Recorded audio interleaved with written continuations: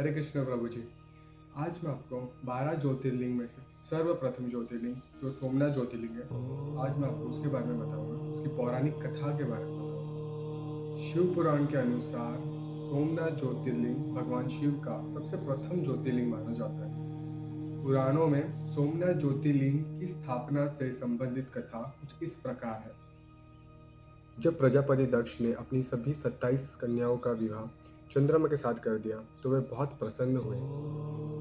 पत्नी के रूप में दक्ष कन्याओं को पा करके चंद्रमा बहुत प्रसन्न हुए और पति के रूप में दक्ष कन्याएं भी चंद्रमा को प्राप्त करके बहुत प्रसन्न थी। चंद्रमा की उन 27 पत्नियों में से रोहिणी उन्हें कुछ ज़्यादा ही प्रिय थी, जिसको वो विशेष आदर तथा प्रेम करते थे, और बाकी पत्नियों के साथ उनका उतना प्रेम नहीं था। चंद्रमा की उदासीनता देखते हुए रोहिणी को छोड़कर के बाकी दक्ष कन्याएं बहुत ज़्यादा दुखी हुई। वे सभी अपने पिता दक्ष के शरण में गई और अपने दुखों का वर्णन किया। अपनी पुत्रियों की व्यथा और चंद्रमा के दुर्व्यवहार के कारण दक्ष भी बड़े दुखी हुए। उन्होंने चंद्रमा से भेंट की और शांतिपूर्वक कहा, कलानिधे, तुमने निर्मल और पवित्र कुल में जन्म लिया है, फिर भी तुम अपनी पत्नी के साथ भेदभावपूर्ण व्यवहार करते हो। तुम्हारे आश्रय में रहने वाली जितनी भी स्त्रियां हैं, किसी के प्रति कम, किसी के प्रति ज़्यादा प्रेम, ऐसा सौतेला व्यवहार क्यों है? वह ठीक नहीं है। आगे जाकर के तुम्हें ऐसा व्यवहार नहीं करना चाहिए।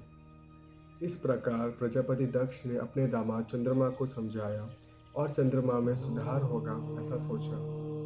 प्रजापति दक्ष वापिस लौट आए। इतना समझाने पर भी चंद्रमा ने अपने ससुर प्रजापति दक्ष की बात नहीं मानी।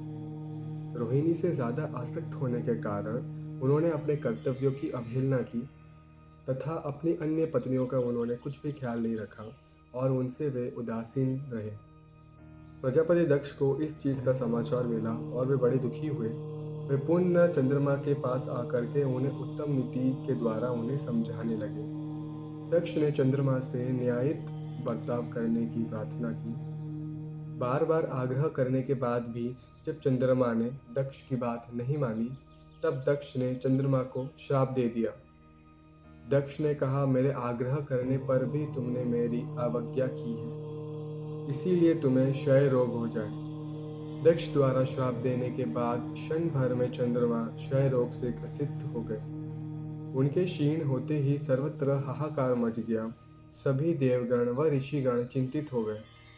परेशान चंद्र अपनी अवस्था व उसके कारण की सूचना इंद्र आदि देवता और ऋषिगणों को दी। उसके बाद उनकी सहायता के लिए इंद्र आदि देवता तथा वशिष्ठ आदि ऋषिगण ब्रह्मा जी की शरण में गए। ब्रह्मा जी ने उनसे कहा कि जो घटना हो चुकी है उसे तो भुगतना ही है, क्योंकि दक्ष के निश्चय को पलटा नहीं जा सकता। उसके बाद ब्रह्मा जी ने उन देवताओं को एक उत्तम उपाय बताया। ब्रह्मा जी ने कहा कि चंद्रमा देवताओं के साथ कल्याणकारक शुभ प्रवास क्षेत्र में चले जाए। वहाँ पर विधि पूर्वक शुभ मृत्युंजय मंत्र का अनुष्ठान करे और श्रद्धा पूर्वक भगवान शिव की आराधना करे। अपने सामने शिवलिंग की स्थापना करके प्रतिदिन कठिन तपस्या करे। इनकी आराधना और तपस्या से जब भोलेनाथ प्रसन्न हो जाएंगे तो वे इन्हें क्षय रोग से मुक्त कर देंगे।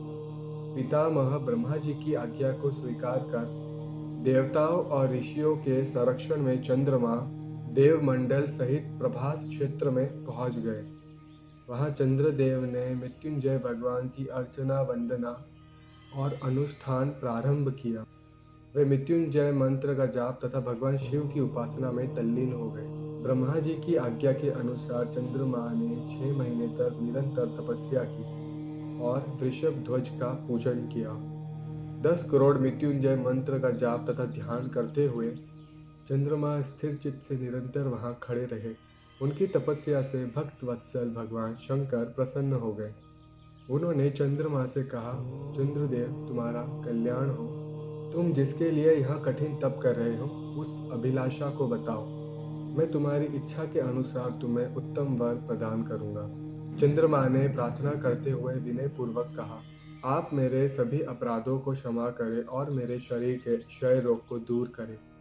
इस श्राप को पूर्ण तरीके से समाप्त कर देना भी भगवान शिव के लिए संभव नहीं था। अंत मध्य का मार्ग निकाला गया। चंद्रदेव, तुम्हारी कला प्रतिदिन एक पक्ष में क्षीण हुआ करेगी, जबकि दूसरे पक्ष में वह निरंतर बढ़ती रहेगी। इस प्रकार तुम स्वस्थ और लोक सम्मान के योग्य हो जाओगे। भगवान शिव की कृपा रूपी प्रसाद प्राप्त कर चंद्रदेव बहुत प्रसन्न हुए। उन्होंने भक्ति भाव पूर्वक शंकर की स्तुति की। ऐसी स्थिति में निराकार शिव उनकी दृढ़ भक्ति को देखकर साकार लिंग रूप में प्रकट हुए और संसार में सोमनाथ ज्योतिर्लिंग के नाम से प्रसिद्ध हुए। तो यह पौराणिक कथा शिव पुराण के अनुसार सर्वप्रथम ज्योतिर्लिंग सोमनाथ ज्योतिर्लिंग की है।